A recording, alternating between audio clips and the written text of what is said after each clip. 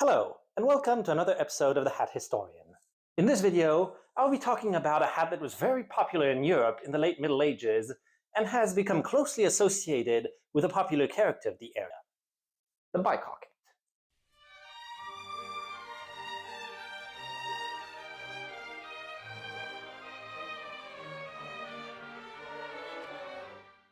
The Bycocket is a felt hat that was very popular with both men and women in various forms from the early 14th century to the 16th century. Something of a casual hat, its brim was folded up at the back and shaped into something of a point in the front, forming a sort of visor. Coming in many forms, from simple and unadorned to ornamented with feathers, and sometimes even jewels, it was worn by many classes, from nobles to peasants. In modern times, this type of hat has most commonly become associated with the legendary character of Robin Hood, who is almost always depicted wearing one. So where does this hat come from? Some of the earliest representations of the Bycocket can be found in illuminations of European manuscripts, such as the Decretals of Gregory IX, or paintings such as from the Italian painter Lorenzetti. Its geographic origin is not fully certain, but many of these early depictions come from southern France, Switzerland, or northern Italy, pointing to a likely development of the hat in these regions, from which they spread to the rest of Western Europe. It appears to have started out as a country or hunting hat for nobles, based on both the simple shape, yet elaborate colors of cloth used.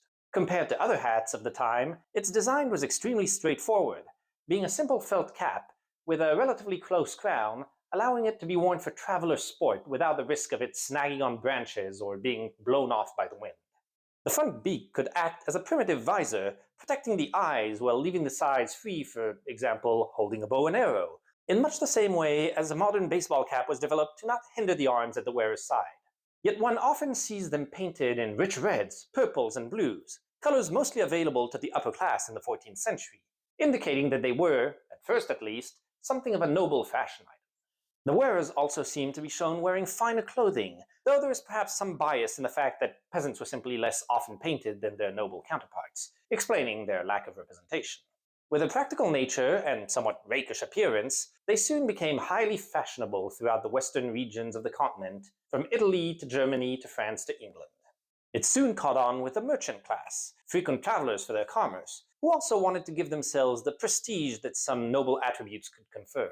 Barred by sumptuary laws, restrictions on certain items reserved to upper classes, from a wide array of attributes, this hunting hat allowed them to project fashion while remaining practical, but this practicality was sometimes bent, with the Bycockets being adorned with jewels or fur in some cases. One noteworthy thing about the Bycocket is that it seemed to be a unisex hat, worn by both men and women, at a time when there was very little overlap in styles between the sexes. In much the same way as for men, it seems to have been a hat worn for travel and, in many cases, for pilgrimage. Women at the time in cities tended to wear elaborate headdresses unsuited for long rides, and so would swap them out for a practical Bycocket when on the road, often with some sort of veil underneath. The clothing worn in depictions also seems to support the idea that this was a traveling hat for women, with the ornate dresses of court being absent in favor of simpler garb, indicating something of a casual style. This presence on the heads of both men and women does underline the casual, practical nature of the Bycocket. And as with many fashion items, especially practical ones, as the years went on, it eventually began to be adopted in simpler forms by lower classes. The Bycocket continued its popularity throughout the 15th century as a hunting and countryside cap, and was also associated at a time with clerici vagrantes, or vagabond clerics, priests who, for some reason or another, were no longer attached with a particular parish and wandered from place to place. But as with all things fashion, tastes change. While it endured into the 16th century, by that time it had started to fade in favor of other styles of cap, and slowly faded out of use, particularly in the upper classes. But while it progressively disappeared from everyday life, it much later became associated with a legendary character that would ensure its survival in some form into the modern day, Robin Hood. Famous for stealing from the rich and giving to the poor, his archery skills, and his rivalry with the Sheriff of Nottingham, Robin Hood is a famous heroic outlaw whose adventures have been told for centuries. While the tales of such a person are thought to go back earlier, the first recognized mention of him is in the poem Piers Plowman, written by William Langland in the 1370s, where a character speaks of the rhymes of Robin Hood. While it is highly doubtful that he truly existed, the name was apparently a popular alias for various bandits at the time of King John, when the legendary Robin Hood is said to have lived, and thus this might have inspired the tales. The earliest ballads featuring him to have survived mostly date from the mid-15th century, notably the Tale of Robin Hood and the Monk. As time went on, several other of the classic attributes of his legend, such as his lover Maid Marian, his band of merry men, his allegiance to King Richard, and many others slowly developed and were added to stories. These tales do not specify the type of hat Robin wears, or any of his clothes, but given when the stories were written, it seems fairly logical to have him wear a bicocket, as it was a popular outdoor hat of the era, fitting for a man living in a forest who was an archer, hunting for people to rob, as it was a hat popular with archers and hunters. The hood part of his name could refer to a literal hood, a common outdoor garment of the time, though it is not incompatible with a bicocket, as the hood was sometimes pulled up over another hat if needed. In fact, one of the earliest illustrated stories, A Little Jest of Robin Hood, features a woodcut print showing him wearing a pointed hat. It interestingly seems to be backwards, though it might have been a reused character from another book that the printer just used to save money. However, after this first illustration, the image of Robin Hood in a bicocket seemed to fade for a time, with each subsequent century representing him in hats from their own era, often some form of round cap lined with either fur or feathers. One would have to wait to the 19th century for the character to start wearing a hat similar to that of current popular culture again. His look truly began to be cemented in illustrations of The Merry Adventures of Robin Hood by American illustrator Howard Pyle in 1883, a very popular edition that had Robin wearing a pointed cap adorned with feathers, as well as the tunic and tights later made famous by Mel Brooks.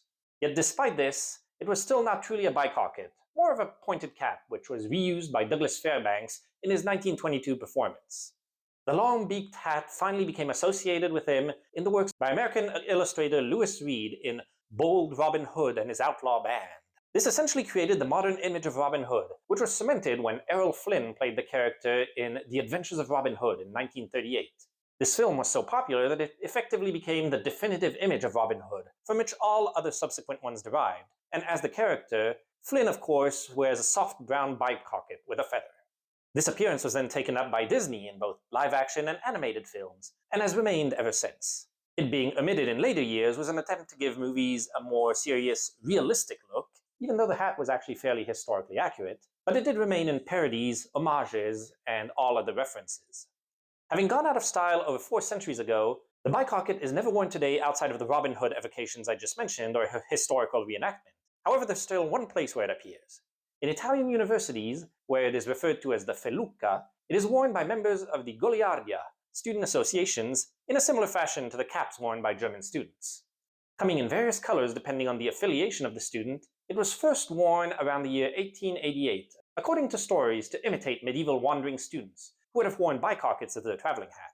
Many rituals are associated with it. For example, a boy seeking to buy one must ask a passing girl, or vice versa, to enter the shop with him and order the hat, as he is not allowed to speak inside the shop. They can also have various pins or adornments attached to them, representing fields of study, seniority, and other attributes of the student wearing it. Often, the amount of ornamentation is a reflection of how senior the wearer is. In Pisa and Siena, the point is cut off in memory of students killed in 1848. Traditionally, all ornamentation is supposed to be a gift from somebody else. Originally a simple medieval outdoor hat, with its distinctive shape, the bicocket has come to be highly recognized for its popular culture connotations. And while it has long since faded from fashion, Italian students, and especially the character of Robin Hood, ensure it has not completely disappeared. So I hope once again that you found this video interesting and will join me again soon for another hat. Until then, I tip my hat to you.